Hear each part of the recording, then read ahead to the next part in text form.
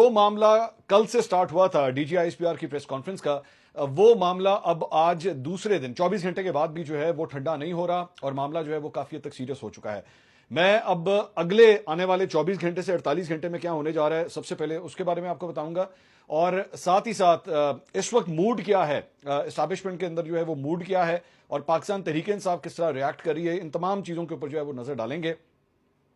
सबसे पहली बात तो यह कि डीजीआईएसपीआर की जानिब से जो प्रेस कॉन्फ्रेंस की गई उसके अंदर जाहिर बात है काफी सख्त लैंग्वेज जो है वो यूज की गई। इमरान खान साहब को जो है वो एक सिक्योरिटी थ्रेट करार दिया गया और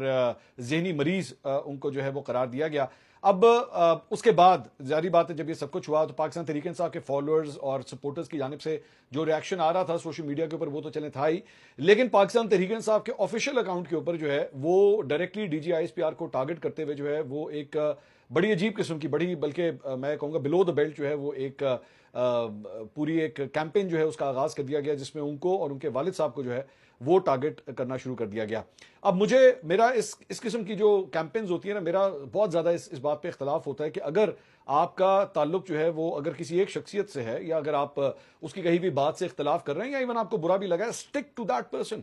आप मुझे इस बात की मुझे समझ नहीं आती कि उसके अंदर जो है वो फैमिलीज को जो है वो क्यों ड्रैग करना शुरू कर दिया जाता है। अब ये पूरी एक कैंपेन जो है वो स्टार्ट हो गई है। अब इसकी बहुत बड़ी, मैं उसकी डिटेल्स में नहीं जाऊंगा, I don't want to go into the details, लेकिन मैंने जो कुछ भी पढ़ा it was not good, it was not very good, मुझे अच्छा नहीं लगा उसको पढ़ते हुए। लेकिन साथ ही साथ एक और चीज जो मैं अब नोट कर रहा हूं पाकिस्तान तहरीक इंसाफ के लिए, जो मैंने पिछले वीलॉग में भी शायद ये बात की थी कि आने वाले दिन के अंदर जो है, आने वाले दिनों के अंदर जो है वो मैं पाकिस्तान तहरीक इंसाफ के लिए मजीद मुश्किलात जो है वो मैं देख रहा हूं। और as a matter of fact इसके ऊपर जो है वो वी न्यूज ने भी एक्चुअली एक पूरा एक आर्टिकल लिखा है कि वफाकी हुकूमत ने जो है वो अफरा तफरी फैलाने वाले जो जितने भी 9 मई के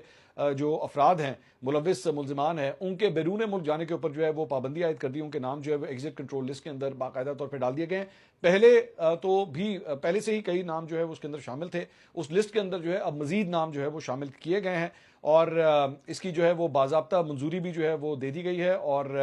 132 अफराद के नाम जो हैं वो जो पाकिस्तान तहरीक इंसाफ के साथ मुंसलिक हैं उनके नाम अब एग्जिट कंट्रोल लिस्ट में जो है डाले जा चुके हैं। चंद नाम मैं आपको बता देता हूं, उसमें इमरान खान साहब उनका नाम पहले से शामिल है, शाह महमूद कुरैशी, उमर अयूब, फवाद चौधरी, शिबली फराज, अली अमीन गंडापुर, शेर आफरीदी, उस्मान डार, शीरी मजारी, जरताज गुल, मुसरत जमशेद चीमा, कवल शोजब, शेख रशीद, शेख राशिद,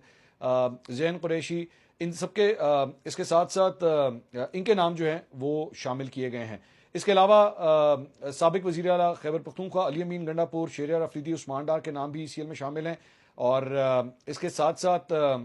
मेजर रिटायर्ड ताहिर सादिक, उनका भी नाम जो है वो शामिल है। वजीर साबिक सूबाई वजीर राजा बिशारत, वासिक क़य्यूम अब्बासी, इनके नाम भी जो है वो शामिल किए गए हैं और इस तरह ये लिस्ट जो है वो अब मजीद बढ़ा दी गई है। पाकिस्तान तहरीक इंसाफ के लिए ऑब्वियसली जिस तरह मैंने आपको बताया कि हालात जो हैं वो काफ़ी हद तक ख़राब हो चुके हैं और इस वक्त पॉइंट ऑफ नो रिटर्न के ऊपर जो है वो कहानी अब आ चुकी है।